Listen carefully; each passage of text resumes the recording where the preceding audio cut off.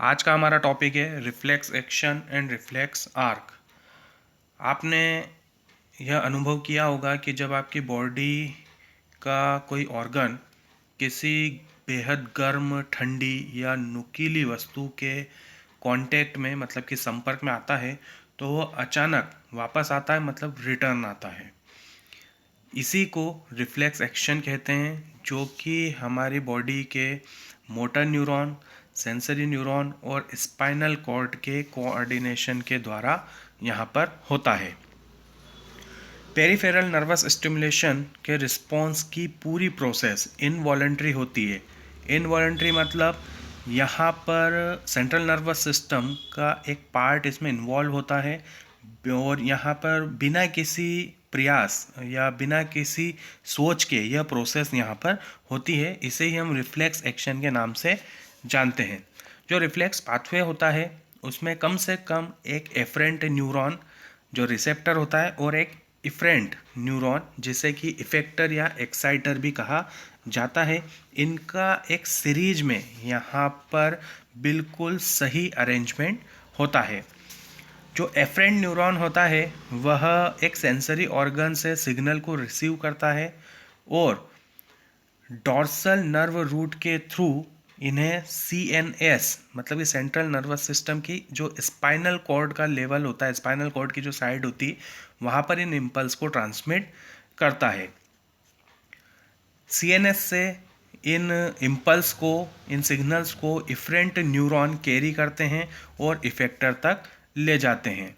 यह स्टिमुलस और रिस्पॉन्स यहाँ पर एक रिफ्लेक्स आर्क का फॉर्मेशन करते हैं। इस डायग्राम में आप देख सकते हैं कि ये जो यहाँ पर एक छोटा हैमर दिया है, इससे इस जगह पर यहाँ बीट किया जाता है, मतलब स्टिमुलेट किया जाता है इस जगह को। तो यह जो रिसेप्टर है, यहाँ पर मसल स्पिंडल रिसेप्टर है, यहाँ पर सिग्नल्स आते हैं और इस एफरेंट पाथवे से होते हुए वह सिग्नल इस डॉर्सल रूट गैंग्लियन से होता हुआ कहाँ पर आ जाता है, स्पाइनल कॉर्ड में आता है।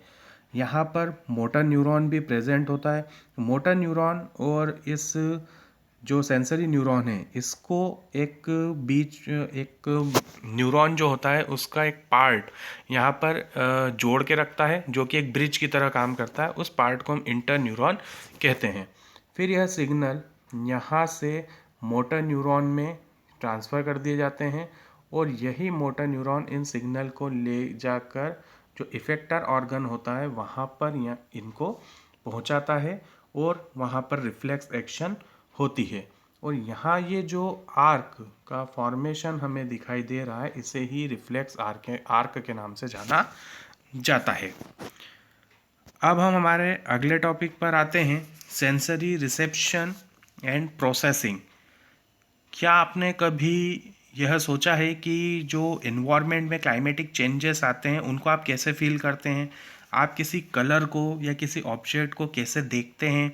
आप किसी साउंड को कैसे सुनते हैं? तो जो सेंसरी ऑर्गन्स होते हैं वह इन्वायरमेंट में जितने भी चेंजेस होते हैं, सभी प्रकार के जो परिवर्तन होते हैं उन सभी का पता लगाते हैं और एक सटीक, एक अप्रोप्रिएट सिग्नल्स CNS मतलब कि सेंट्रल नर्वस सिस्टम को भेजते हैं, जहाँ पर सारे इनपुट्स को प्रोसेस्ड किया जाता है, एनालाइज्ड किया जाता है। तब यह ब्रेन के जो डिफरेंट पार्ट्स होते हैं, ब्रेन के जो सेंटर्स होते हैं उनको यह सिग्नल भेजे जाते हैं और इस तरीके से हम इन्वायरमेंट में होने वाले चेंज को यहाँ पर समझ सकते हैं, उन्हें महसूस कर सकते हैं। अब हम बात करते हैं सेंस ऑर्गन की। तो हम हमारी नोज़ के द्वारा किसी भी चीज़ को सूंघते हैं, है ना। हमारी टंग के द्वारा स्वाद लेते हैं, हमारे ईयर के द्वारा सुनते हैं और हमारी आँखों के द्वारा हम किसी भी ऑब्जेक्ट को देखते हैं। तो जो नोज़ होती है उसके अंदर एक म्यूकस कोटेड रिसेप्टर्स होते हैं जिन्हें कि ऑल्फैक्टरी रिसेप्टर्स कहा जाता है। ये ऑल्फैक्टरी रिसेप्टर्स स्मेल की सेंस को रिसीव करते हैं। यह जो ऑल्फैक्टरी रिसेप्टर्स होते हैं यहाँ पर इनमें ऑल्फैक्टरी एपिथेलियम पाई जाती है। ये जो ऑल्फैक्टरी एपिथेलियम होती है यह 3 प्रकार की सेल्स से मिलकर बनी होती है। अब देखिए यहाँ पर हम आपको बताते हैं, ये होती है ऑल्फैक्टरी। यहाँ पर ये जो ऑल्फैक्टरी एपिथेलियम है, ये जो हिस्सा हमें यहाँ पर दिखाई दे रहा है, ये ऑल्फैक्टरी एपिथेलियम का होता है। इस ऑल्फैक्टरी एपिथेलियम के ये जो ऑल्फैक्टरी न्यूरॉन्स होते हैं, ये आउटर इन्वायरमेंट में डायरेक्टली ऑल्फैक्टरी बल्ब में जाकर वहाँ पर फैल जाते हैं। ये जितने भी न्यूरॉन्स होते हैं, न्यूरॉन्स के एक्सॉन जो है ऑल्फैक्टरी बल्ब में जाकर यहाँ पर फैल जाते हैं। यह जो ऑल्फैक्टरी बल्ब होता है, यह एक बीन के साइज़ का एक ऑर्गन होता है जो हमारे नेसल कैविटी में पाया जाता है। और यह जो ऑल्फैक्टरी बल्ब होते हैं, यह ऑल्फैक्टरी बल्ब हमारे ब्रेन का जो लिम्बिक सिस्टम है उसके एक्सटेंशन यहाँ पर होते हैं। अब देखिए, जो नोज़ और टंग होती है वह डिज़ोल्व केमिकल्स को डिटेक्ट करती है, मतलब कि उनका पता लगाती है।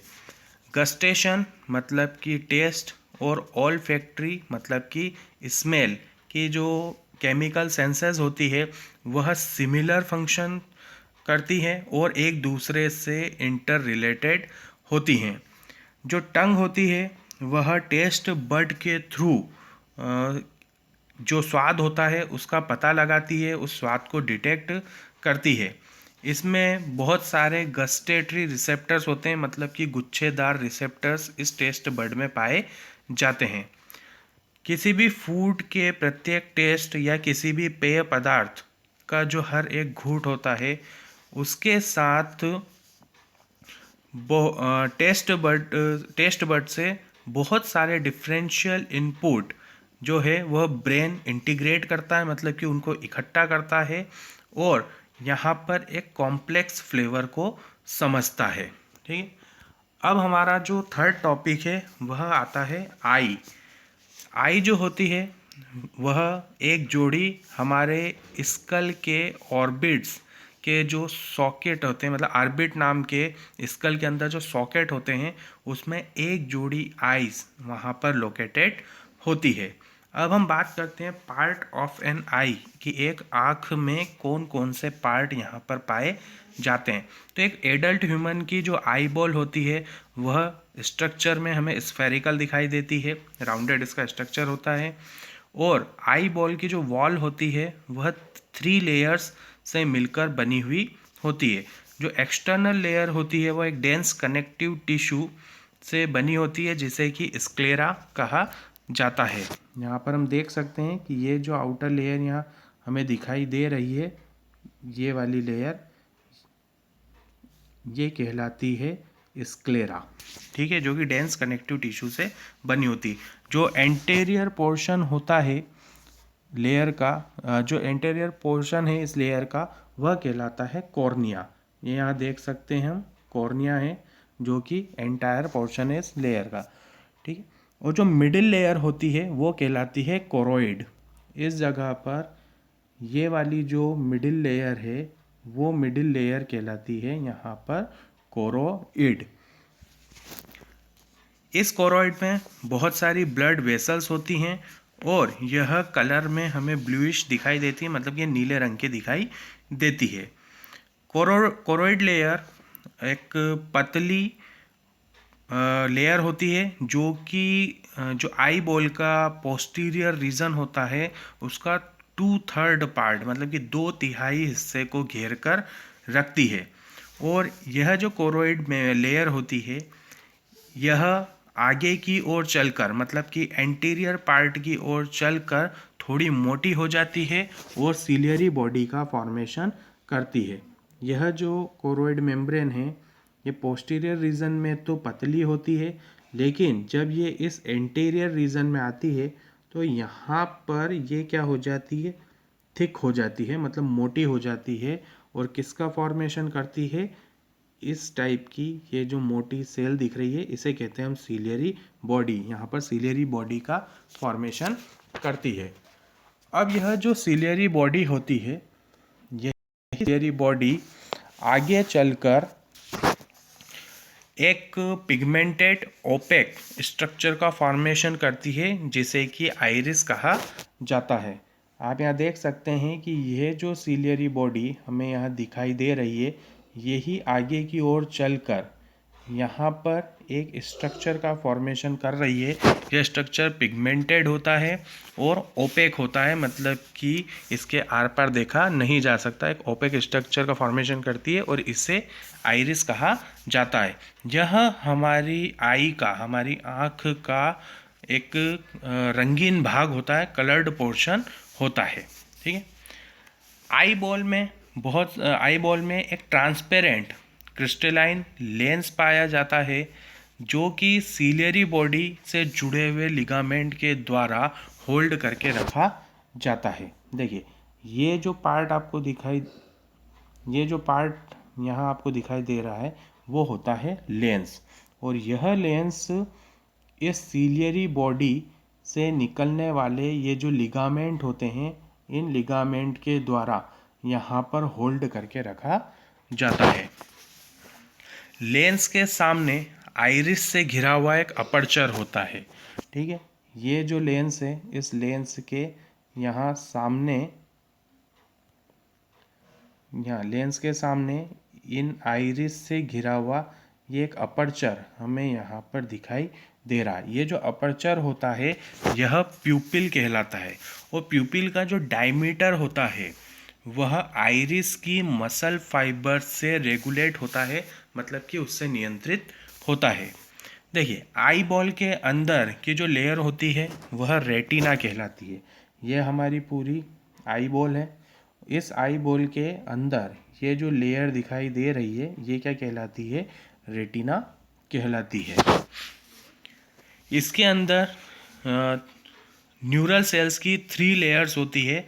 हम अब अगर इनसाइड से आउटसाइड की तरफ चलें तो वहाँ पर गैंग्लियन सेल्स, बाइपोलर सेल्स और फोटो रिसेप्टर सेल्स हमें दिखाई देती है।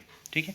फोटो रिसेप्टर सेल्स 2 टाइप्स की होती है, रॉड्स एंड कोन्स। ठीक है। जो ये दोनों ही जो फोटो रिसेप्टर सेल्स होती हैं, यह एक फोटो पिगमेंट नामक लाइट सेंसिटिव प्रोटीन इन सेल्स के अंदर पाया जाता है। यह जो रॉड्स और कोन्स होते हैं इनके भी अपने अलग अलग फंक्शंस होते हैं। जो रॉड्स होते हैं उन रॉड्स का काम होता है कि ट्विलाइट, मतलब कि इसको टॉपिक लाइट का विज़न, मतलब कि जब शाम का समय होता है, जब ना दिन होता है ना रात होती है, शाम के समय जो देखने का कार्य होता है वह रॉड्स के द्वारा किया जाता है, और डे लाइट में मतलब दिन के समय देखने का काम और कलर को देखने का काम कोण के द्वारा किया जाता है।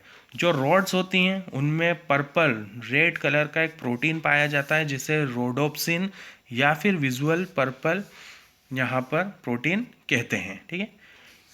यह जो प्रोटीन है, जो रोडोप्सिन होता है, यह विटामिन ए का डेरिवेटिव होता है। ह्यूमन आई में 3 टाइप्स के कोण होते हैं जिनके अपने कुछ कैरेक्टरिस्टिक्स फोटो पिगमेंट्स होते हैं जो कि रेड, ग्रीन और ब्लू लाइट्स के प्रति यहाँ पर रिस्पॉन्ड करते हैं। देखिए डिफरेंट कलर के सेंसेशंस इन कोन्स और इनके फोटो पिगमेंट के वेरियस कॉम्बिनेशन के द्वारा यहाँ पर प्रोड्यूस होते हैं। जब यह कोण एक साथ स्टिमुलेटेड होते हैं तो यहाँ पर एक वाइट लाइट का सेंसेशन प्रोड्यूस होता है। ठीक है। अब देखिए, अब हम आगे चलते हैं ऑप्टिक नर्व पर। ऑप्टिक नर्व जो होती है वह आई को छोड़ती हुई निकलती है, मतलब कि ये हमारे पूरी आई बॉल है। ठीक है। और यहाँ पर जो ये दिख रही है ये होती है ऑप्टिक नर्व। तो ऑप्टिक नर्व आई के पोस्टीरियर रीजन्स पर पाई जाती है। तो ऑप्टिक नर्व क्या करती है? आई को छोड़ती है। ठीक है। और जो रेटिनल ब्लड सेल्स होती है वह एक मिडिल पॉइंट पर एंटर होती है जो कि आई बॉल के पीछे के पोल से थोड़ा ऊपर होती है। फोटो रिसेप्टर सेल्स इस रीजन में यहाँ पर प्रेजेंट नहीं होती है, इसलिए इस रीजन को क्या कहा जाता है? Blind spot. यहाँ पर ये जो एक पॉइंट आपको दिख रहा है ब्लैक कलर का, यहाँ पर फोटो रिसेप्टर सेल्स नहीं होती है, इसलिए इस पॉइंट को क्या कहा जाता है, ब्लाइंड स्पॉट कहा जाता है। देखिए, आई लेटरल के पोस्टीरियर पोल पर ब्लाइंड स्पॉट पर एक येलोइश पिगमेंट का स्पॉट दिखाई देता है जिसे कि मैक्यूला ल्यूटिया कहा जाता है। ठीक है, इसी के साथ वहाँ पर एक सेंट्रल पिट भी दिखता है जिसे फोविया कहा जाता है। ये जो पिट यहाँ हमें दिखाई दे रहा है इसे क्या कहते हैं हम, फोविया। इस फोविया के अंदर ये जो फोविया होता है यह एक बहुत पतला पोर्शन होता है और इस फोविया के अंदर यहाँ पर बहुत सारे जो कोन्स होते हैं वो कोन्स इसके अंदर पाए जाते हैं। It is the point where the visual acuity is the greatest. यह वह पॉइंट होता है, वह बिंदु होता है जहाँ पर जो विजुअल इक्विटी होती है, जो दृश्य क्षमता होती है, वह सबसे ज़्यादा यहाँ पर पाई जाती है। अब हम आगे चलते हैं तो कॉर्निया और लेंस के बीच में एक स्पेस हमें देखने को मिलता है। ये होता है यहाँ पर हमारा कॉर्निया और दूसरी चीज़ है हमारा जो है वो लेंस। तो इस कॉर्निया और लेंस के बीच में ये जो इस कॉर्निया और लेंस के बीच में ये जो स्पेस हमें दिखाई दे रही है, इस स्पेस को कहा जाता है एक्वस चेम्बर। और इस एक्वस चेम्बर के अंदर यहाँ पर एक वाटरी फ्लूइड फिलअप होता है जिसे कि एक्वस ह्यूमर कहा जाता है। अब देखिए, लेंस और रेटिना के बीच में भी एक जगह यहाँ पर पाई जाती है। ये लेंस और ये रेटिना है ना, इस लेंस के और इस रेटिना के बीच में ये जितनी भी जगह यहाँ पर हमें दिखाई दे रही है इसे कहा जाता है विट्रस चेम्बर। ठीक है, इसके अंदर भी एक ट्रांसपेरेंट जेल भरा हुआ होता है जिसे कि विट्रस ह्यूमर कहा जाता है। ठीक है, तो आई के बारे में हमने यहाँ पर डिस्कशन कर लिया है कि आई के कौन कौन से पार्ट्स होते हैं। अब नेक्स्ट क्लास में हम विज़न का जो मैकेनिज्म होता है उसके बारे में यहाँ पर चर्चा करेंगे। तो तब तक के लिए have a good day, bye bye.